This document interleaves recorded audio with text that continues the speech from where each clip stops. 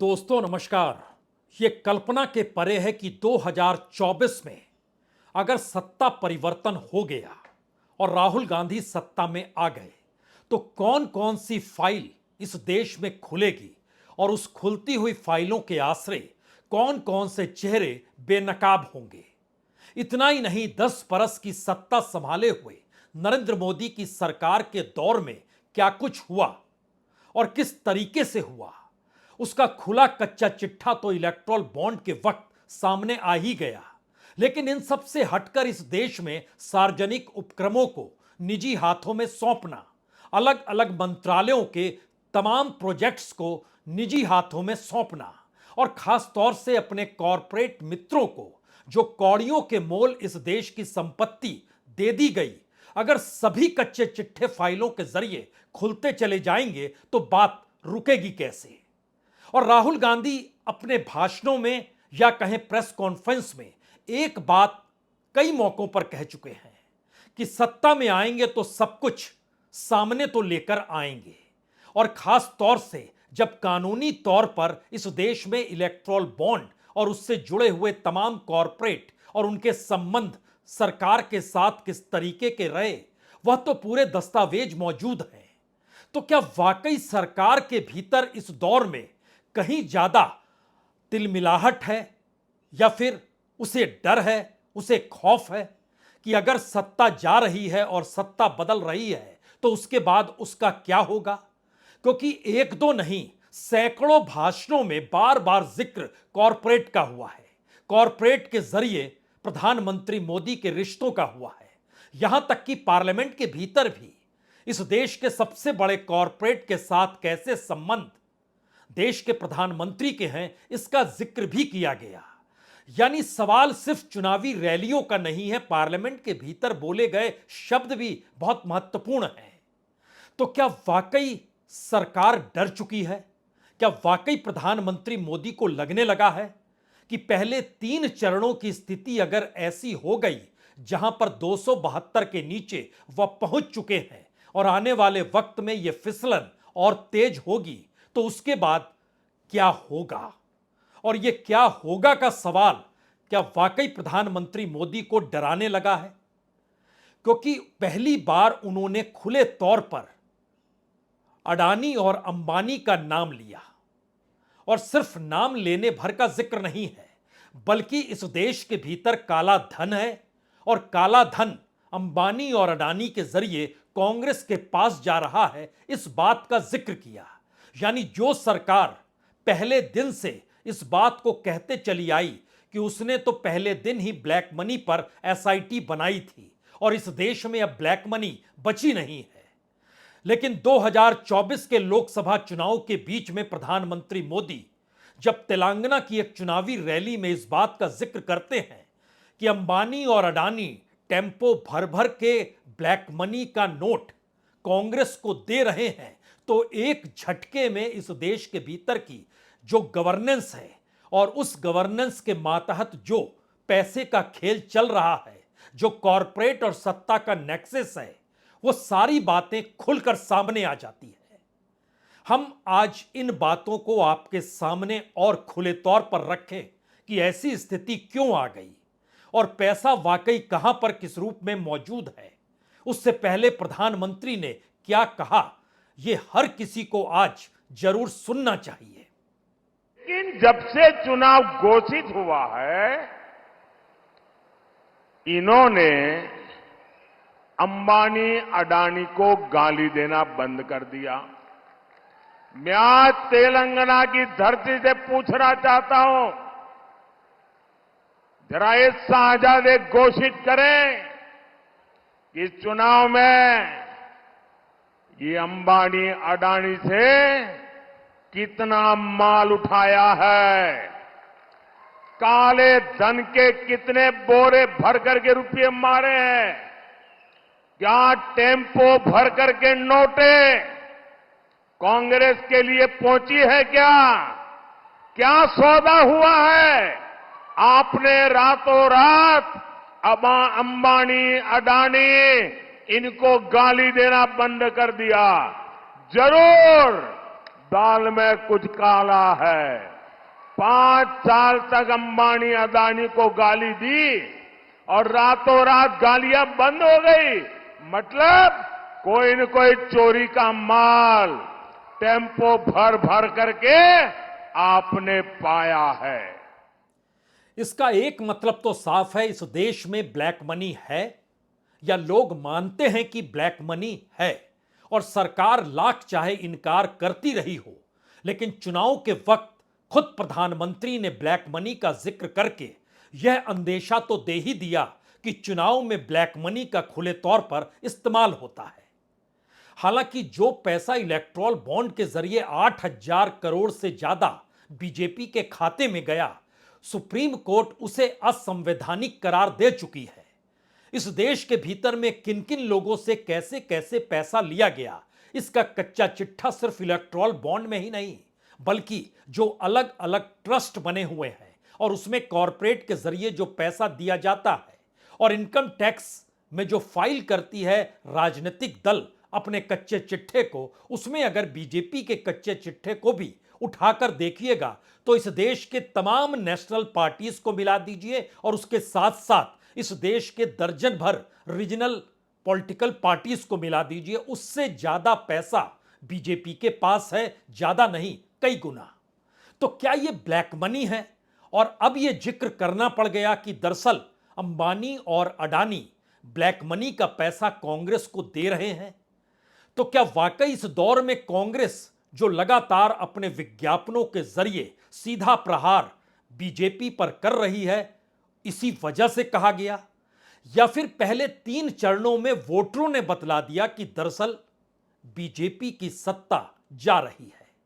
और इसके 2 हिस्से बड़े महत्वपूर्ण हैं। ऐसा क्या हो गया है पहले 3 चरण में जहां पर बीजेपी के पांव तले जमीन खिसक रही है, या फिर प्रधानमंत्री मोदी की जुबान पर अडानी तक का नाम आ गया, वही अडानी जो 10 बरस पहले 2013-14 की अगर आप तस्वीर देखिएगा तो जिस चार्टेड विमान पर घूमते हुए उस वक्त गुजरात के मुख्यमंत्री नरेंद्र मोदी ने प्रधानमंत्री बनने की दौड़ में 300 से ज्यादा रैलियां देश भर में घूम घूम कर की, उसमें जिस चार्टेड पे वो सवार थे उस पे खुले तौर पर अडानी लिखा हुआ था। यानी एक ऐसे शख्स के साथ और उस शख्स के साथ उनके रिश्तों की कहानी कोई अभी की नहीं है। इस दौर में हालांकि आपने राहुल गांधी की कोई तस्वीर अडानी के साथ देखी नहीं होगी, हो सकता है आपने अंबानी के साथ भी तस्वीर नहीं देखी होगी, या कच्चा चिट्ठा कभी इससे पहले मनमोहन सिंह की सरकार के दौर में कोई तस्वीर हो सकता है आपको दिखाई दे गई होगी। लेकिन जैसे ही अंबानी, अडानी और प्रधानमंत्री मोदी का नाम आता है, तस्वीरों की एक बाढ़ आ जाती है। तो रिश्ते दर रिश्ते जो पुराने हैं, इन सवालों को तो संसद के भीतर भी उठाया गया था। संसद के भीतर क्या कहा गया उससे पहले हमें लगता है आज चंद तस्वीरों को आप जरूर देखिए, जो प्रधानमंत्री मोदी के साथ की तस्वीर है अंबानी और अडानी के साथ। इन तस्वीरों पर आप जब चलते हैं तो ये तो तमाम कॉरपोरेट के साथ मुलाकात प्रधानमंत्री की होती है। प्रधानमंत्री कोई भी रहे, कॉरपोरेट से मिलना ही पड़ता है। तो इन 1 दर्जन कॉरपोरेट के साथ की मुलाकात में अंबानी और अडानी भी हैं, जो एक सामान्य सी बात होनी चाहिए। लेकिन उसके बाद इन तस्वीरों को देखिए, एक तरफ अनिल अंबानी है, दूसरी तरफ अडानी है और प्रधानमंत्री मोदी की मुलाकात है। उसके बाद देखिए अडानी के साथ हाथ मिलाते हुए वाइब्रेंट गुजरात का जो पूरा का पूरा प्लान था, कहते हैं अडानी जी ने ही दिया था। और उसके बाद जिस रफ्तार के साथ प्रधानमंत्री मोदी ने गुजरात के भीतर के जो हालात थे, जो दंगों के बाद बने थे, उसके बाद विकास के जिस थ्योरी को पकड़ा, वो अडानी की ही पूरी फिलॉसफी थी। इस बात का जिक्र गुजरात में बच्चा बच्चा करता है, बच्चा बच्चा ना कहे बल्कि तमाम व्यापारी करते हैं, तमाम कॉरपोरेट करते हैं, और देश के टॉप मोस्ट 20 कॉरपोरेट तो गुजरात से ही आते हैं। और राहुल गांधी जिन कॉरपोरेट्स का जिक्र करते हैं, संयोग से उसमें 15 कॉरपोरेट गुजरात के ही हैं।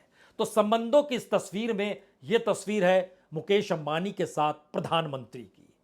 उसके बाद की तस्वीर देखिए, यह वो विमान है जो अडानी के विमान पर चार्टेड पर घूमकर प्रधानमंत्री ने इस देश को छान मारा था और 2013-14 में जबरदस्त प्रचार किया था। उसके बाद की तस्वीर यह अडानी के साथ है तस्वीर। उसके बाद की तस्वीर यह देखिए, मुकेश अंबानी के साथ है प्रधानमंत्री की तस्वीर। उसके बाद की तस्वीर देखिए, पीछे अडानी है, आगे अंबानी है, यह भी मुलाकात है। प्रधानमंत्री हैं, तमाम जगहों पर मुलाकात होगी ही।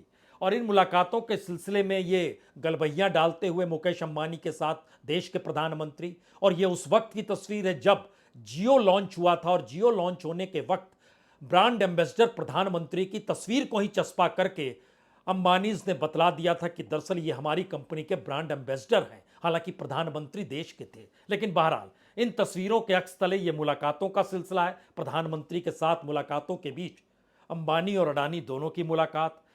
यह उस अस्पताल का जिक्र है जहां पर मुकेश अंबानी और उनकी पत्नी की मौजूदगी है। इन तस्वीरों तले आपसी बातचीत, गुफ्तगू खुले तौर पर जिस रूप में होती है, यह तस्वीरों की लंबी फहरिस्त है। इन फहरिस्त को अगर पलटते जाइएगा तो फिर आप कहेंगे कि जिन बातों का जिक्र राहुल गांधी पार्लियामेंट के भीतर कर रहे थे, उस दिन, जिस दिन के बाद से उनकी सदस्यता चली गई, उनके भाषण को स्पंज कर दिया गया, दिल्ली का सरकारी मकान उनका छीन लिया गया। हालांकि सुप्रीम कोर्ट ने तमाम बातों से रियायत दे दी, लेकिन राहुल गांधी को आज तक दिल्ली में मकान अलॉट हुआ नहीं है।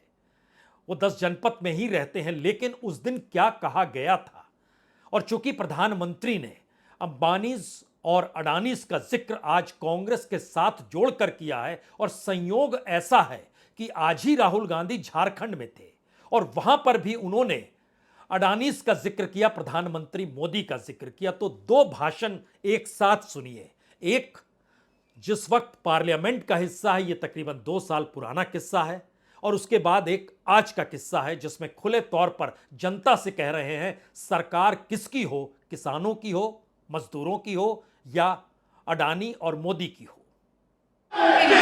तो मुझसे पूछा यार, बहुत सारे लोगों ने पूछा कि भैया राहुल जी बताइए, हिमाचल में सेब की बात होती है, अडानी जी। कश्मीर में सेब की बात होती है, अडानी जी।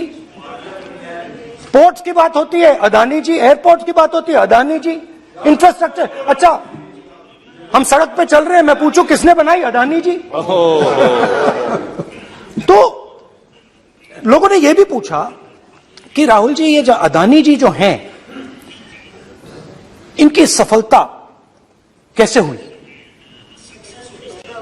ये इतने बिजनेसेस में कैसे घुस गए, इतनी सफलता कैसे प्राप्त हुई, और सबसे जरूरी सवाल, इनका हिंदुस्तान के प्रधानमंत्री के साथ क्या रिश्ता है और कैसा देश जानना चाहता है, तो देश जानना चाहता है। ये देखिए रिश्ता, ये देख लीजिए प्लीज माननीय ये देख लीजिए सदस्य। पब्लिक में सर। भाइयों और बहनों, आपको निर्णय लेना है, या अडानी की सरकार बनानी है, मोदी की सरकार बनानी है, मोदी और अडानी जी की, या फिर किसानों की बनानी है, गरीबों की बनानी है, आदिवासियों की, पिछड़ों की, दलितों की सरकार बनानी है। असल में दो बातें लोगों के जहन में इस देश में गांव के भीतर भी चली गई है। एक बड़ा सवाल संविधान को लेकर है, और संविधान से मिले गरीबों के हक का सवाल जो राहुल गांधी लगातार अलग अलग रैलियों में उठा रहे हैं, उसको लोग समझने लगे हैं क्या वाकई देश के प्रधानमंत्री तीसरी बार चुनाव जीतकर इस देश के संविधान को खत्म करना चाहते हैं।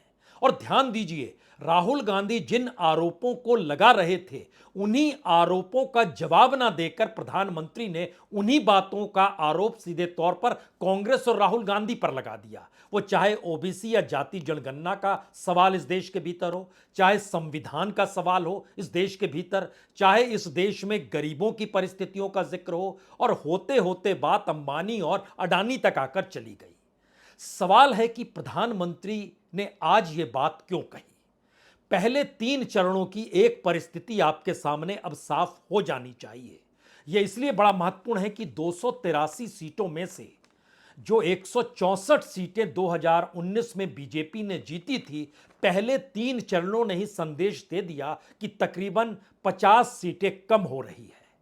और तीसरे चरण की परिस्थिति इसलिए बड़ी महत्वपूर्ण थी कि जिन 93 सीटों पर वोटिंग हुई, उसमें 72 सीट बीजेपी ने जीती थी, जो एक झटके में घटकर 50 पर पहुंच रही है। यानी सिर्फ तीसरे चरण में अगर 20 सीटों से ज्यादा का नुकसान है तो पहले दो चरणों में बहुत न्यूनतम जोड़ा गया है कि 30 सीट, पहले दो चरणों में 15-15 सीट अगर जोड़िए तो क्या वाकई 2024 आते आते सरकार, मौजूदा सरकार बेदखल हो जाएगी? जनता इस मूड को बना चुकी है और प्रधानमंत्री इस बात को समझ रहे हैं। इससे पहले हम दोबारा उस इश्यू पर जाएं, पहले 2024 की एक तस्वीर को समझिए कि तमाम राज्यों के भीतर जो वोटिंग हो रही है उसमें वोटिंग परसेंटेज अभी भी कम है। हालांकि इस बार तीसरे चरण में सिर्फ 2% वोट की कमी हुई, 66.87% 2019 में था और कल जो वोटिंग हुई वो 64.58% है, यानी -2.29% नीचे है। लेकिन बड़ा सवाल यह है कि उत्तर प्रदेश तो एक लिहाज से बीजेपी की दूसरी प्रयोगशाला है। पहली प्रयोगशाला गुजरात है, गुजरात में भी 5% वोट कम हो गया, उत्तर प्रदेश में भी 2.5% से ज्यादा वोट कम हो गया। बिहार के भीतर उसे लगा कि नीतीश कुमार साथ आएंगे तो वोटिंग परसेंटेज बढ़ेगा, लेकिन वहां पर भी 3% वोट कम हो गया। और यह तस्वीर देश के हर राज्य में, यहां तक कि पश्चिम बंगाल के भीतर भी 5% वोट पिछले चुनाव की तुलना में कम है। यह मैसेज क्या है?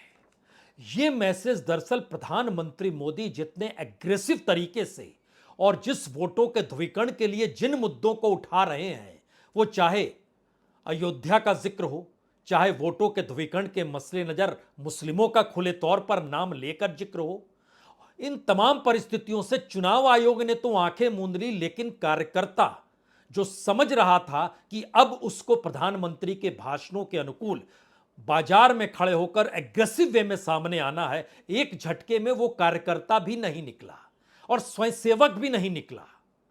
तो क्या मैसेज ये निकल कर आ गया कि बीजेपी के भीतर भी एक तरह की खामोशी ओढ़ ली गई है?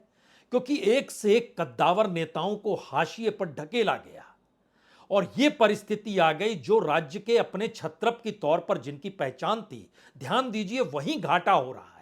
वो घाटा अपने तौर पर राजस्थान में हो रहा है जहां पर वसुंधरा राजे सिंधिया थी। वो घाटा अपने तौर पर महाराष्ट्र में हो रहा है जहां देवेंद्र फडणवीस मुख्यमंत्री के बाद उप मुख्यमंत्री बना दिए गए, डिप्टी सीएम बना दिए गए। वो घाटा मध्य प्रदेश के भीतर भी समा रहा है, वहां की भी 2-4 सीटों पर असर पड़ रहा है और वहां पर भी शिवराज सिंह चौहान विदिशा में सिमटा दिए गए, येदियुरप्पा तक को कर्नाटक में सिमटा दिया गया, तो वहां की परिस्थिति और नाजुक स्थिति में निकल कर आ रही है।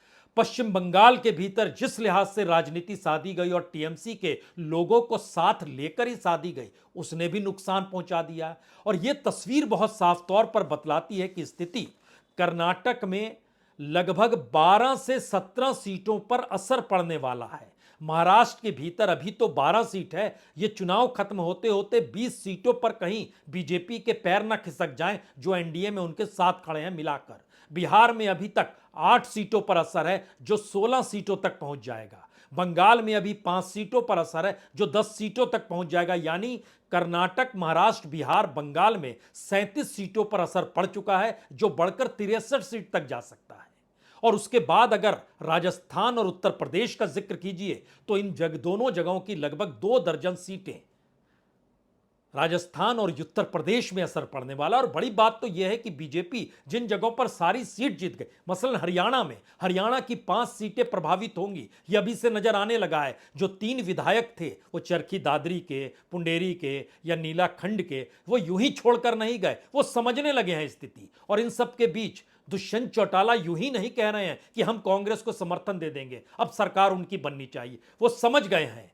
तो किसानों की पूरी परिस्थिति इस देश के भीतर, मजदूरों की अपनी मजदूरों की लिए की स्थिति, बेरोजगार युवाओं के सामने की परिस्थिति, महिलाओं के सामने की स्थिति, ये तमाम स्थितियों ने इस देश के हर राज्य को जो घेरा है वो सीधे सीधे 100 सीट पर असर, 80 से 100 सीट के बीच में असर डालने को तैयार है। परिणाम तो 4 जून को आएंगे, लेकिन ऐसा नहीं है। गवर्नेंस आपके हाथ में है तो सब कुछ आपके पास है, और सब कुछ पास में है तो आपके पास जानकारी आ रही है। इसीलिए अंबानी अडानी का जिक्र करके या तो इस दौर में कम से कम संविधान का मसला और जो कांग्रेस मैनिफेस्टो में लोगों को जो राहत और रियायत का जिक्र है, उस मसले को डाइवर्ट कर दिया जाए और महंगाई और बेरोजगारी हाशिए पर चले जाए। पूरी बहस अंबानी अडानी पे अगर आ जाती है तो एक झटके में फिर चौथा चरण तब तक सामने आकर खड़ा हो जाएगा, जो 13 तारीख को है। तो क्या स्टेज बाय स्टेज हांफती हुई सरकार खुद को बचाने के लिए खुद के ही पैरों पर कुल्हाड़ी मारने की स्थिति में आ गई है?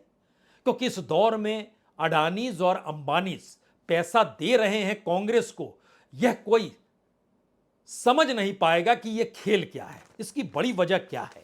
इसकी बड़ी वजह जाननी चाहिए कि अडानीज 2014 में उनके पास $2.8 बिलियन नेटवर्थ था, 2014 में जब प्रधानमंत्री मनमोहन सिंह थे, और 2022 आते आते यह 90-100 बिलियन को पार कर गया। और इन परिस्थिति के बाद होते होते दुनिया के नंबर 2 पर पहुंच गए। अभी तो 20वें नंबर पर हैं और अंबानीज इस दौर में 11वें नंबर पर हैं। लेकिन जितनी बड़ी तादाद में इनके नेटवर्थ में बढ़ोतरी हुई, इतना इस देश की जीडीपी नहीं बढ़ी। यानी देश के लिए जीने मरने वाले प्रधानमंत्री ने जीडीपी उस दौर में देश की जो बढ़ाई, उससे कई गुना ज्यादा नेटवर्थ और उसकी रफ्तार कॉरपोरेट की बढ़ती चली गई। यहां तक कि कोविड के दौर में भी जब देश की जीडीपी डामाडोल नेगेटिव में चली जा चुकी थी, मैन्युफैक्चरिंग सेक्टर डूब गया था, उस दौर में भी कॉरपोरेट की नेटवर्थ की रफ्तार तेजी से बढ़ रही थी। उसके बाद भी सवाल अगर अंबानी अडानी का किया जा रहा है तो इस पर सीधा जवाब आज प्रियंका गांधी ने लोगों के बीच भी दिया, और जब कैमरा और माइक सामने आया तो भी कहा। आज ये कह रहे हैं, भाषण में इन्होंने आज कहा है कि राहुल जी अडानी अंबानी का नाम नहीं ले रहे हैं। अरे वाह, रोज तो लेते हैं, रोज हम इनकी सच्चाई आपके सामने इनका खुलासा करते हैं। रोज हम आपको कहते हैं कि बड़े खरबपतियों की इनके साथ गांठ है। सारे कर्ज इन्होंने इनके माफ किए 16 लाख करोड़ रुपए। यहाँ उत्तर प्रदेश में जहाँ इनकी सरकार है, केंद्र में भी और प्रदेश में भी, यहाँ के किसान 1-1 लाख रुपए के लिए आत्महत्या कर रहे हैं। उनके लिए एक कर्ज माफ नहीं हुआ, 1 रुपए का। इसका जवाब दें मोदी जी। तो शहंशाह है, लेकिन वो छोड़िए, लेकिन बहुत सफाई दे रहे हैं। आपने सोचा है क्यों दे रहे हैं? देश की पूरी संपत्ति पकड़ा दी है इन खरबपतियों को। देश देख रहा है, देश समझ रहा है। हवाई अड्डे, बंदरगाह, सड़कें, आप नाम लीजिए, कोयला। मैं वहां गई छत्तीसगढ़ में प्रचार करने के लिए, कोयले के खदान इन खरबपतियों को पकड़ा दिए हैं। अब देश समझने लगा है। अगर कोई सिर्फ अपनी छवि के बल पर जनता के सामने जाता है और उस छवि के अलावा कुछ गहराई नहीं है, तो एक दिन तो आएगा ना जब जनता समझेगी कि ये तो सिर्फ छवि थी, असलियत क्या है। अब वो दिन आ रहा है, जब वो दिन आ रहा है तो घबराहट हो रही है तो सफाई दे रहे हैं। सर, हम आखिरी सवाल, प्रियंका गांधी जिस छवि का जिक्र कर रही है, क्या वाकई प्रधानमंत्री नरेंद्र मोदी सिर्फ एक छवि भर हैं, यानी एक मुखौटे के तौर पर हैं? पीछे डोर किसी और के हाथ में है और उस डोर पे कोई आहत ना हो या उस डोर को कोई नुकसान ना पहुंचाए, इसीलिए 2024 के चुनाव से ऐन पहले जनता तो समझ गई, लेकिन प्रधानमंत्री मोदी ने क्या अंबानी अडानी का नाम लेकर उन्हें बचाने का प्रयास किया, या जनता के सामने एक छोटी सी हल्की धुंध भरी चादर रख दी कि देखिए हम करप्शन के खिलाफ हैं, करप्ट जो भी है। क्योंकि इस दौर में किसान आंदोलन के वक्त भी जो बैनर लगा करते थे उसमें अंबानी अडानी का ही जिक्र था, क्योंकि सबको पता है इस देश में एफसीआई गोडाउनों के समानांतर अडानीज के वेयरहाउस काम कर रहे हैं।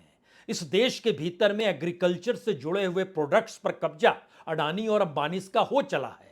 यानी सवाल सिर्फ बंदरगाहों का नहीं है, रेलवे का नहीं है, हवाई अड्डों का नहीं है, पावर सेक्टर का नहीं है, माइनिंग का नहीं है, रेलवे का नहीं है, कमोवेश हर क्षेत्र में, और वह भी ग्रामीण क्षेत्रों में भी कॉरपोरेट की एंट्री प्रधानमंत्री मोदी के दौर में कैसे हुई, यह कोई बची हुई कहानी नहीं है, यह पूरे किस्से कहानी हर के जहन में है।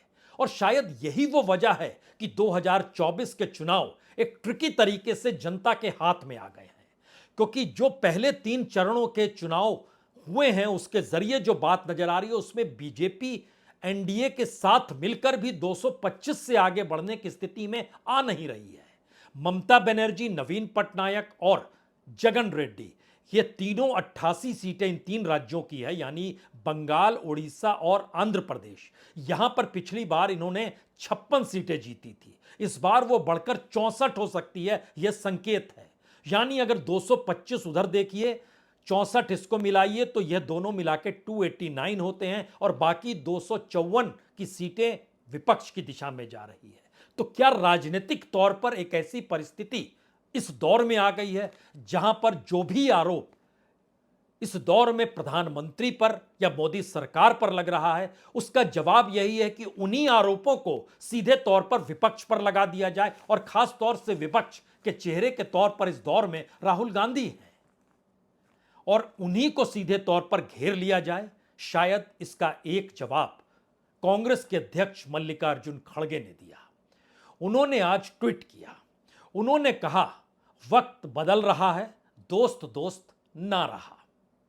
अगली लाइन थी कि 3 चरणों के चुनाव पूरे हो जाने के बाद अब प्रधानमंत्री जी अपने मित्रों पर ही हमलावर हो गए हैं।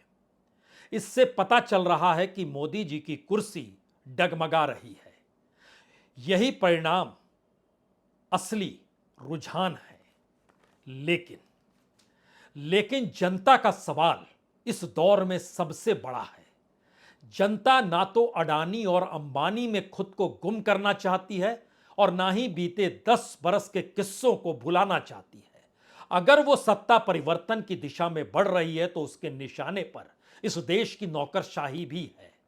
इस देश के गवर्नेंस के तौर तरीकों में जो भी संस्थानों को संभाले हुए हैं, जाहिर तौर पर आपके जहन में सिर्फ सीबीआई होगी, ईडी होगा, आईटी होगा, सीएजी होगा, लेकिन तमाम संस्थानों में नौकरशाही क्या मथी जाएगी?